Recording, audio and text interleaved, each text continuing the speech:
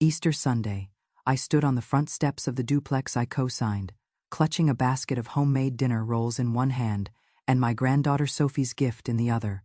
Wearing the lavender cardigan she once said made me look like a spring flower. Rachel, my daughter's husband's new wife, answered the door still in her bathrobe. No greeting, just cold calculation in her eyes. "You are not wanted here," she announced, like she would practice the words in a mirror. From somewhere inside, I heard Sophie's voice calling, "Is that Nana Margaret?" Rachel shifted her body to block the doorway. I didn't plead, didn't explain my presence, just smiled with quiet dignity. "Good luck with those monthly payments," I said softly, and turned away. That simple sentence ended Easter dinner. But it started something much more significant. Before we dive in, please hit that like button and subscribe. And tell me in the comments below, what is one piece of wisdom you wish you had learned before it was too late? Share your thoughts. I would love to hear them. I had parked at the corner because something deep in my gut already warned me this visit wouldn't last long. The duplex looked identical to always, plastic tulips lining the walkway, inflatable Easter bunny tilting sideways on the small lawn patch. But I hadn't received an invitation. I convinced myself it didn't matter, that I was simply a grandmother arriving with homemade rolls and presents for my granddaughter. I had even chosen that soft lavender cardigan Sophie complimented last spring, hoping it might bring a smile to her face. I pressed the doorbell. I could hear movement beyond the door, the television playing some children's Easter special.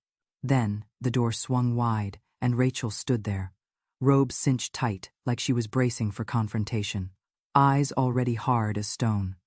"You are not wanted here," she declared, like she would rehearse the line. Not hello, not happy Easter, not even a pretend smile for Sophie's benefit, just that harsh dismissal. I froze momentarily, long enough to hear small footsteps and Sophie's voice drifting from the living room. "Is that Nana Margaret?" I glanced past Rachel's shoulder, but she repositioned herself to obstruct my view. "Tommy's still sleeping," she added coldly. "He had a rough evening." My jaw clenched involuntarily. I just wanted to drop off some dinner rolls and Sophie's Easter gift. I held up the basket and wrapped package like a peace offering, but she didn't even acknowledge them. "Leave them on the steps," she said, attempting to shut the door. My hand shot forward and caught the door, not aggressively, just firmly enough to keep it open. "Rachel, I co-signed the loan on this duplex.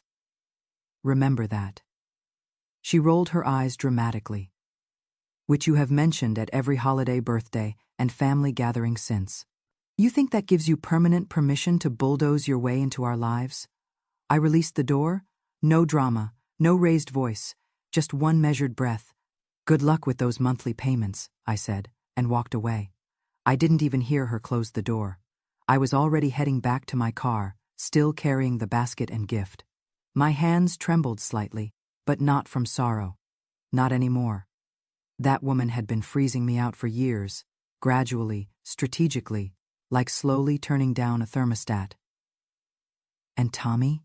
He used to have backbone, used to have compassion.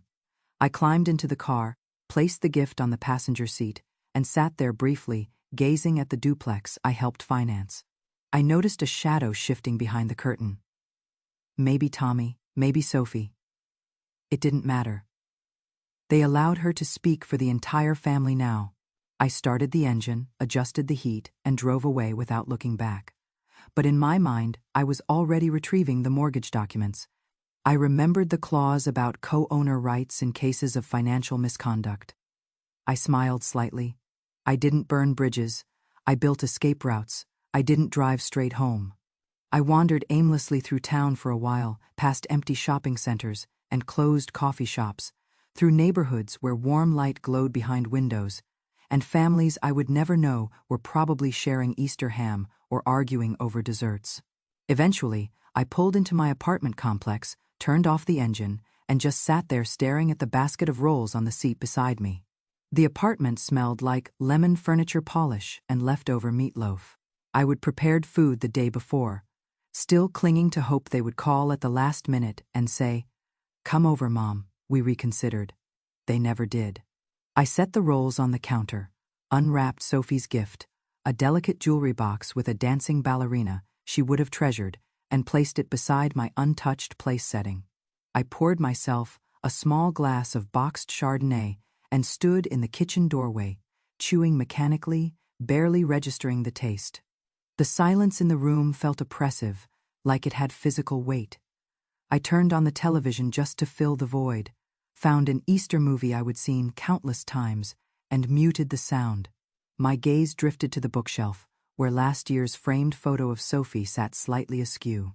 Her in a yellow Easter dress, chocolate smeared across her cheek, hugging my waist like I was her entire universe.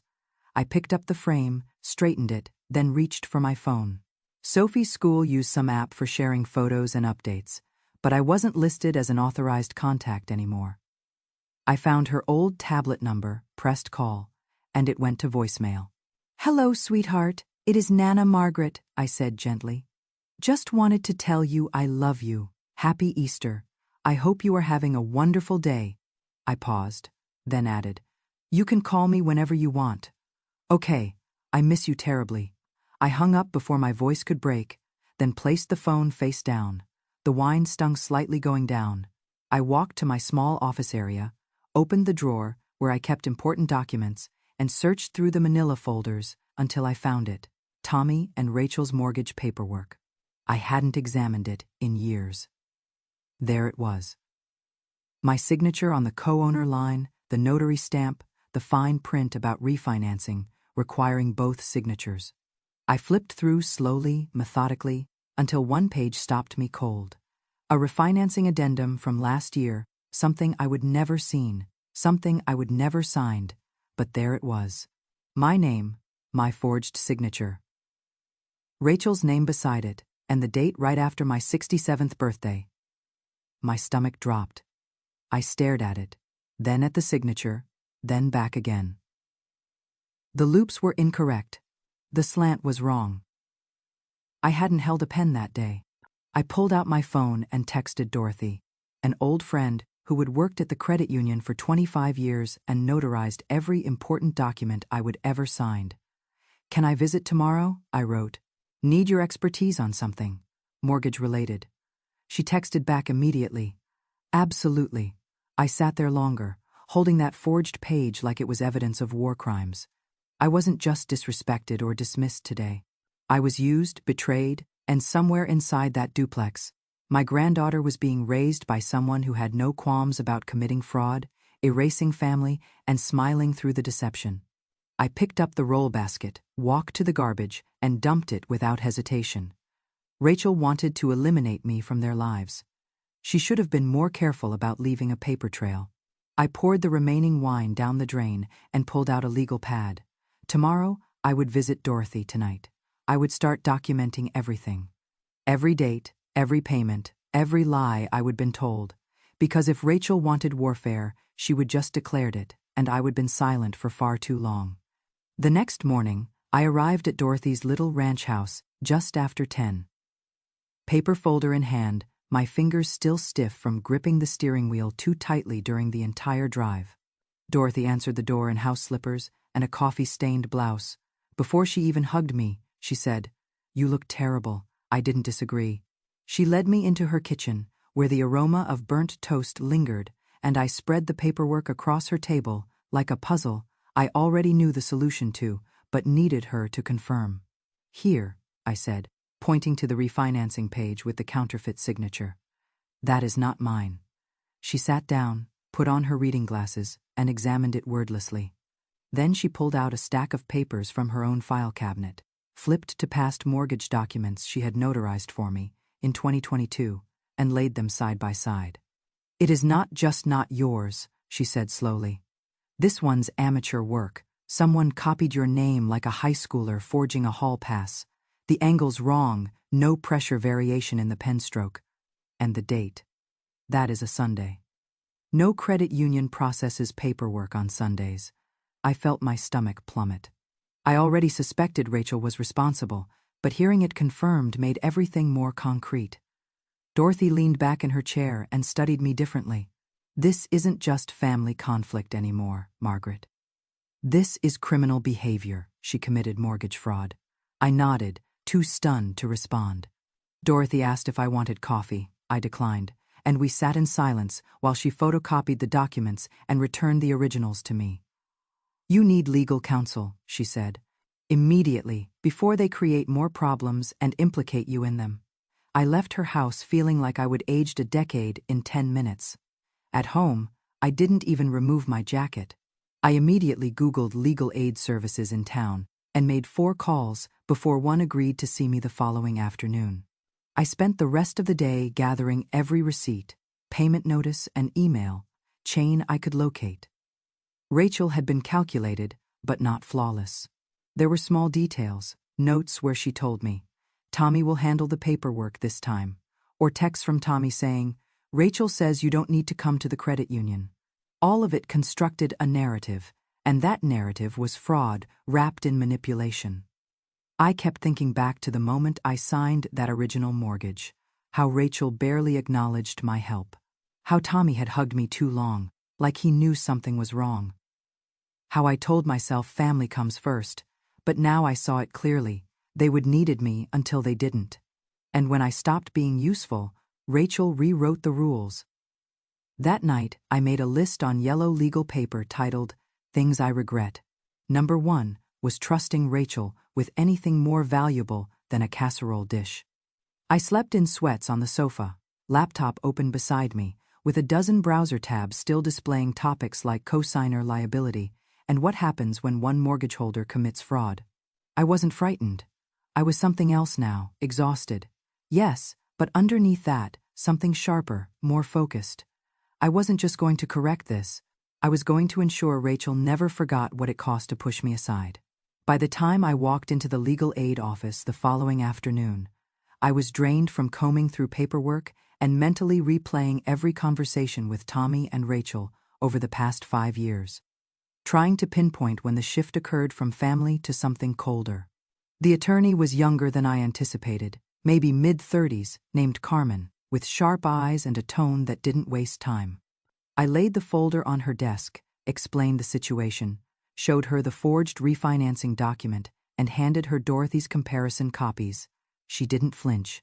"This is textbook mortgage fraud," she said, scanning pages quickly.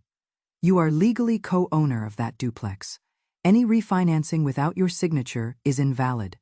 Depending on what they did with the funds, this could involve theft charges too." I nodded, gripping the chair armrest, heart pounding harder than I wanted to admit. Carmen walked me through my options. I could press criminal charges, freeze future transactions, or file a civil motion to force the sale of the property, which would trigger a financial audit of all activity tied to that mortgage. "You would likely recover your investment," she said, "but things will get messy quickly." I stared at the stack of papers between us. They already are. She told me to go home and consider it. But I didn't need time. I left her office, sat in the car, and called Tommy's number before I even fastened my seatbelt. He answered on the 3rd ring, sounding groggy like he had just woken up. "Hey, Mom," I didn't say hello. I didn't soften my tone.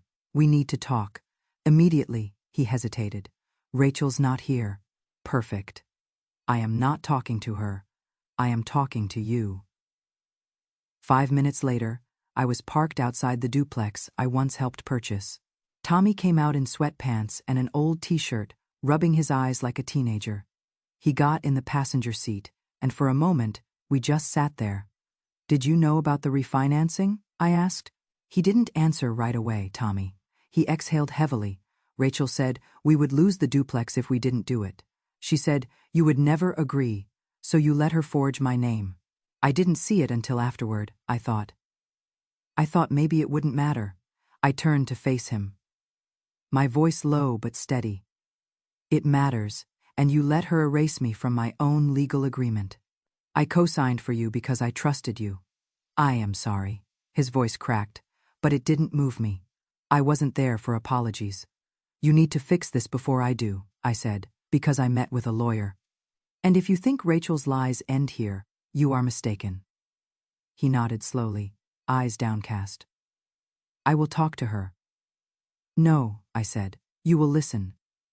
She is going to panic, and when she does, don't cover for her again." "Not this time," He got out of the car without saying anything else. I watched him walk back inside, shoulders hunched like a boy caught cheating on an exam. That night, Rachel called me. I let it go to voicemail. Then she texted, "You don't want to start a war you cannot finish." I stared at the screen, jaw clenched, then hit record on a new voice memo and read the text aloud for documentation. After that, I blocked her number. I wasn't bluffing, and she knew it. The next morning, an envelope was slipped under my door. No return address. Inside was a grainy photocopy of my driver's license and a typed note that read, "Careful what you dig up." I didn't flinch. I just added it to the folder, stapled it to the forged mortgage document, and wrote across the top in red marker. Evidence Rachel had officially declared war. What she didn't know was that she would just provided me with her first documented threat. 3 days passed without word from Tommy. No texts, no calls, no knock at my door. And while I would like to say I used the time to rest, the truth is, I barely slept. I kept waking up thinking about Sophie, wondering what she was being told, what version of me Rachel was feeding her, and if she believed any of it. On the 4th morning, I got a text from an unknown number. "Hi, Mrs. Patterson. It is Kelly from Sophie's dance class. Ran into something and thought you would want to know." I blinked at the screen for a moment, trying to place the name, and then remembered. Kelly used to sit next to me at the school fundraisers before Rachel insisted they stop attending. I called immediately. Her voice was quiet, hesitant, but kind. "I probably shouldn't be doing this," she said. "But I found something in Sophie's dance bag, and well, I thought you would want to see it." 20 minutes later, I was parked in front of the dance studio. She slipped out the side door with a folded piece of paper and handed it to me like it was contraband.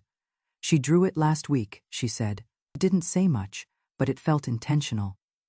I nodded, thanked her, and opened the paper in my car. It was a crayon drawing, childish, certainly, but clear. A house with 3 stick figures, one tall, one medium, one small. Off to the side behind what looked like a fence was a 4th figure with a sad face drawn in heavy purple scribbles. Underneath, in blocky 1st-grade letters, "Nana is far away." My throat tightened. I ran my fingers over the paper, heart racing, and felt something break inside me. Not from anger, but from a kind of grief I hadn't expected. Not just for myself, but for Sophie. That she was already learning what it felt like to be cut off, that her world had fractures in it, that the people who were supposed to love each other unconditionally were playing games she didn't understand. I drove straight home and made a copy of the drawing, then scanned it into my phone. I opened my messages, found Tommy's contact, and sent it without commentary. No context, no guilt trip, just the image. I knew he would see it, and I wanted him to sit with it the way I had. 10 minutes later, he called. I let it ring twice before answering. "I saw it," he said quietly. "What did she say when she drew it?" I asked. "She just told Kelly she missed you. That is all." "And what did Rachel say?" "Silence, Tommy. She told her you are too busy now, that you don't want to see her." My jaw clenched so hard it ached. "That is a lie. You know it. And she is going to grow up knowing you let her say it." "I am sorry. You keep saying that," I snapped. "But you are still letting her control everything. Your daughter is drawing pictures of isolation. And you are—" "What?" "Watching it happen." He didn't respond. I softened slightly. "Tommy, I don't need you to fix Rachel, but I need you to choose. For your daughter's sake, do you want her growing up thinking love gets revoked when it is inconvenient?" More silence, but this time, I heard something behind it. Regret, maybe, or the slow crumbling of denial. "I will come by," he said, "alone, tomorrow." I hung up without saying goodbye, then taped the drawing to my refrigerator, like it was a mission statement. Not just a child's picture, but evidence, reminder, and warning. Rachel might have locked me out of their duplex, but I would be damned if she locked me out of my granddaughter's heart. I wasn't going anywhere, and now I had something worth fighting even harder for. Tommy showed up the next afternoon, just after 1, dressed in jeans and a flannel shirt. He probably hadn't ironed in a week, holding a grocery bag of store-brand muffins, like it made up for 5 years of silence. But I let him in without a word, motioned toward the couch, and sat across from him, with the folder already on the coffee table between us. He glanced at it but didn't touch it. "I talked to Rachel," he started, but I cut him off. "We are past that now. You can listen or you can leave, but I am not wasting another word on a woman who forged my name and then told my granddaughter I was too busy for her." He nodded, looked down, and for a second I saw a flicker of the boy I raised, not the man who let his wife turn his spine to gelatin. "I went to a lawyer," I said. "She confirmed Rachel committed fraud when she refinanced the mortgage without my signature. That makes everything since that day legally questionable, and I have the right to force a sale of the duplex." He flinched like I would struck him, but I kept going. "You and Rachel took out equity in that refinancing." "Thousands. I want to know where it went." "She said it was for bathroom renovations," he muttered. "But we haven't even started them." "She is lying, Tommy, again, and this time I am not absorbing the cost." I opened the folder and showed him the forged page next to the original one Dorothy had notarized 2 years prior. "Look at the signature. Look at the date. Sunday, no notary." "She didn't just lie, she faked a legal document." He leaned forward, rubbed his face, then shook his head. "I should have stopped her." "Yes," I said flatly. "You should have. So what happens now?" "I am filing a motion next week. It will trigger a financial review, and if the judge agrees, which she will, the duplex will be listed for sale. You will get your share, I will get mine, and Rachel can figure out what to do after that." He sat there like a man who had been hit by a truck and just realized it. "What about Sophie?" "I am not kicking her out," I said. "I am kicking Rachel out. You want to stay involved in your daughter's life. You find a way that doesn't include letting her mother commit crimes and poison her against people who love her." He nodded slowly, and for once I believed he meant it. I handed him a copy of the drawing Sophie made. "She is watching. Tommy, she sees everything." Tommy didn't cry, but his jaw tightened like he was holding back a flood. "She asked if she could call you," Rachel said no. "She doesn't get to decide that anymore. I will get her a phone, something Rachel cannot control." "Good," I said, standing up, "because I am not going anywhere, but I am not playing nice anymore either." He left without hugging me, and I didn't expect one. What I needed now wasn't affection. It was action. I called Carmen the next morning and told her I was ready to move forward. She filed the motion that afternoon. The paperwork was real, official, weighty. I stared at the stamped pages and felt something settle in my chest. Not peace exactly, but momentum. Rachel wanted to erase me with lies. I would fight back with facts, and the next time Sophie drew a picture, I would make damn sure I wasn't behind the fence. I would be sitting right there beside her. It only took 3 days for the court notice to reach their mailbox. And on the 4th night, Rachel showed up at my apartment, unannounced, pounding on the door like she was trying to break it down. Her voice already raised before I even approached, slurring something about betrayal and family, and how I had no idea what I would just started. When I opened the door, she was standing there in a hoodie and pajama pants, hair disheveled, breath sharp with cheap vodka, eyes red like she hadn't slept, or maybe cried too long to keep pretending. "You think you can do this to me?" she screamed, stepping forward until I raised my phone. "One word and I will call the police, Rachel, and you know I will follow through." She froze, not because she believed me, but because for once she realized I wasn't bluffing, that the version of me she would bullied and dismissed for years had been replaced by someone who now had documentation, leverage, and nothing left to lose. "You ruined everything," she hissed, voice lower now but shaking. "Tommy's a wreck, Sophie's confused, and you are acting like some damn saint. But all you ever wanted was control." I didn't flinch. "No, what I wanted was to be respected. I gave you my name on that mortgage because I believed my son when he said he needed help. I never asked for anything except a place at the table, and you have spent years trying to push me out of the duplex I helped you keep. We were doing fine until you showed up," she snapped. "You forged my signature," I said calmly, lifting the phone slightly to remind her. It was still recording. That is not a boundary, Rachel. That is a felony, she scoffed, but her eyes flickered with panic. You are bluffing. No judge will tear a child out of her home just because your name's not on some loan. I am not protected the way you think you are, I cut in. And this judge already signed off on a financial review, so you might want to get your lies in order before someone asks you under oath where the equity money went. Her mouth opened, then shut, then opened again, but nothing came out. I stepped forward. You messed with the wrong woman, Rachel. I spent 35 years raising a son, paying bills, managing a household. You think I cannot handle one entitled fraud with a drinking habit? She stepped back, visibly shaken now, her voice cracking as she said, You will regret this. Maybe, I said, and then closed the door slowly, locking it in one smooth motion. I leaned against it for a moment, heart racing, but I didn't feel scared. I felt steady, anchored, like I would finally drawn the line that should have been drawn years ago. I texted Carmen immediately, told her Rachel had shown up and that I had a partial recording, and she replied within minutes. Good. That is harassment. Save it. This helps us. I forwarded the audio, then poured myself half a glass of water and stood in the kitchen, staring at the refrigerator where Sophie's drawing still hung.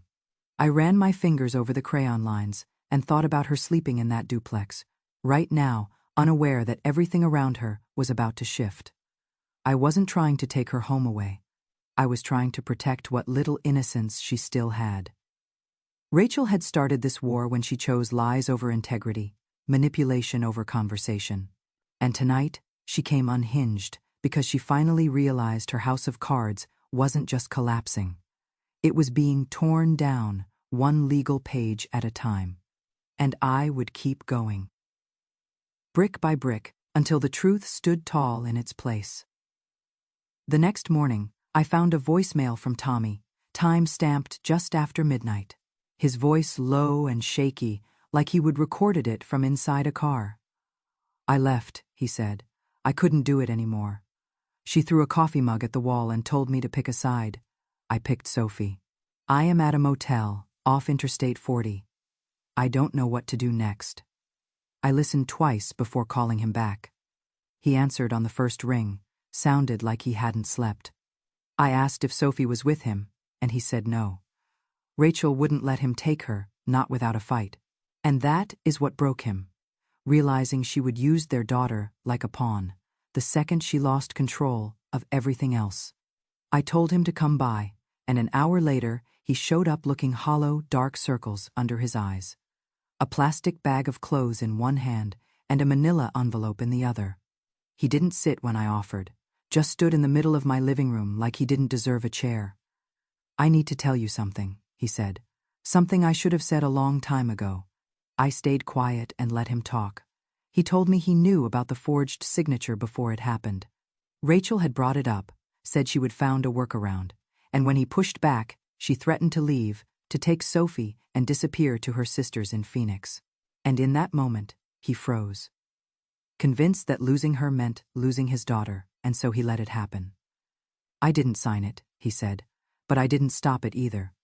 I was weak, I was scared, and I let her cross the line, thinking it wouldn't matter if no one found out. I asked what changed, and he looked at the refrigerator, at Sophie's drawing, and said, she drew another one at the motel, just a stick figure holding a suitcase. She said it was Daddy, leaving the crazy house. I didn't cry, I didn't yell. I just walked over, took the manila envelope from his hand, and inside I found his statement. Every detail of the refinancing fraud, how Rachel planned it, where the money went, receipts of her purchases, a new credit card, a secret savings account, transfers to her sister's name. He would printed it all. You are testifying, I asked. He nodded. I will do whatever it takes to make it right, even if it costs you custody. He hesitated, but then said, if I lose Sophie because I am finally doing the right thing, then I deserve that. But I hope the court sees the difference between a mistake and a pattern. I made coffee while he sat silently at the table, and for the first time in a long time, it didn't feel like mother and son across from each other.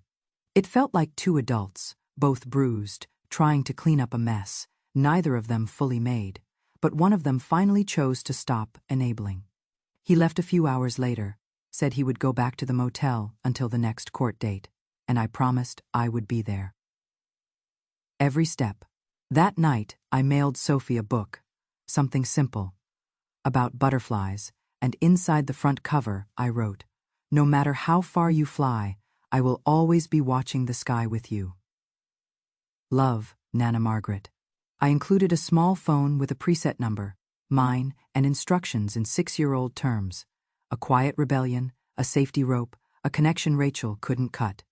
I went to sleep with the lights on, not from fear, but because I knew that in the dark corners where Amanda used to hide her secrets, we were finally shining enough light to burn them down.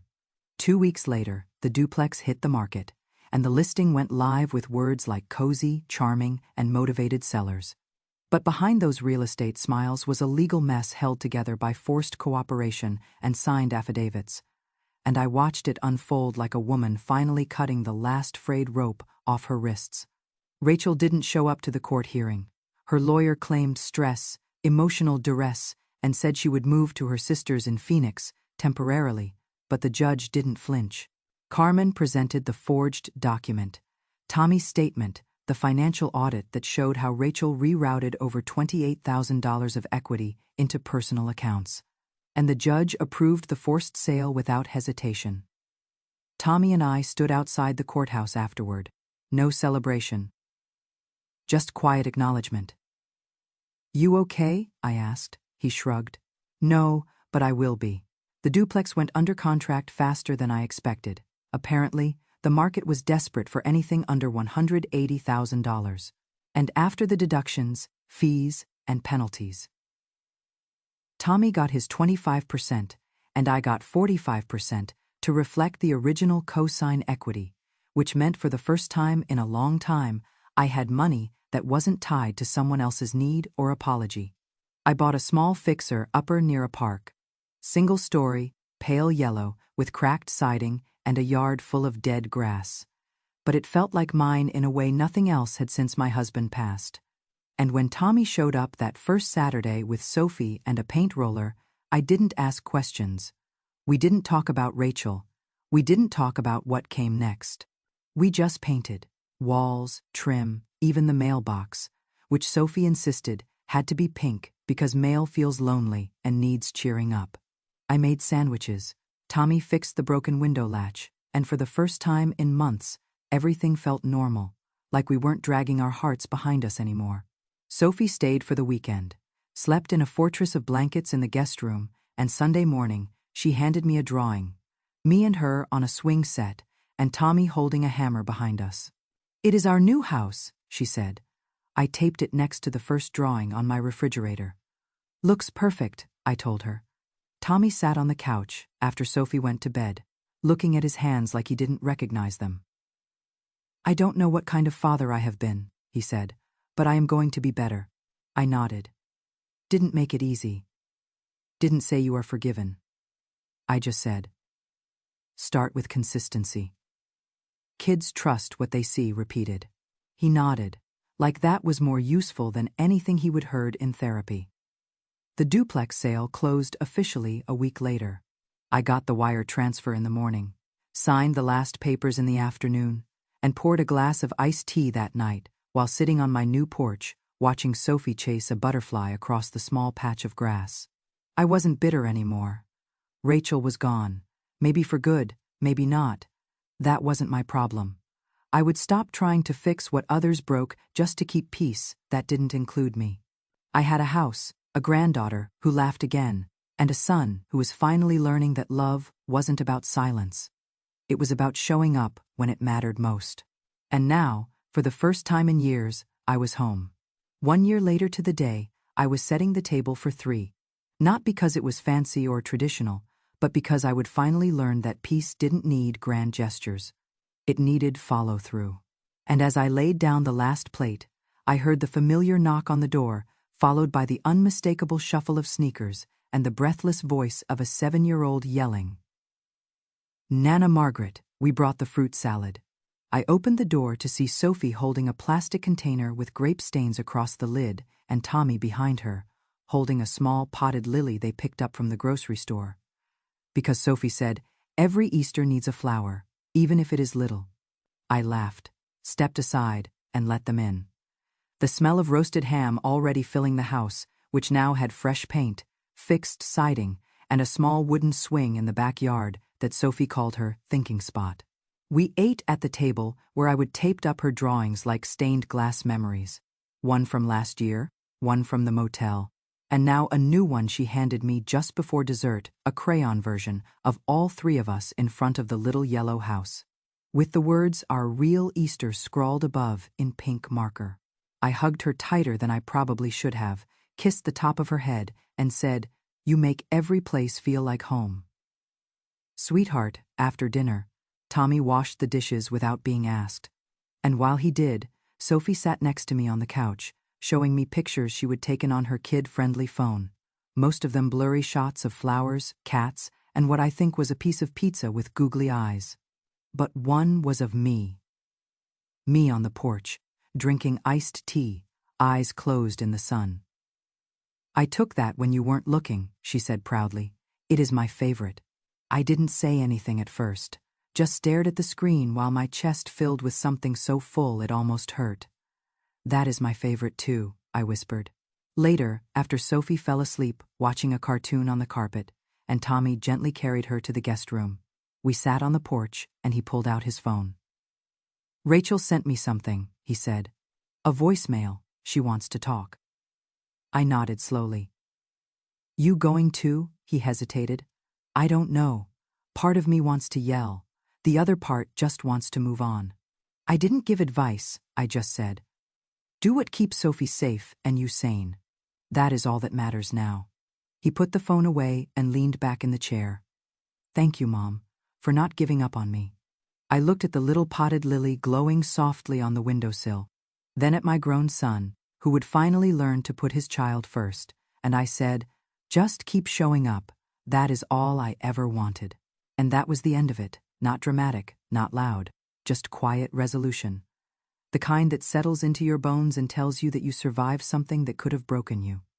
And now you get to rebuild something better. This Easter didn't come with crowds or perfect plans.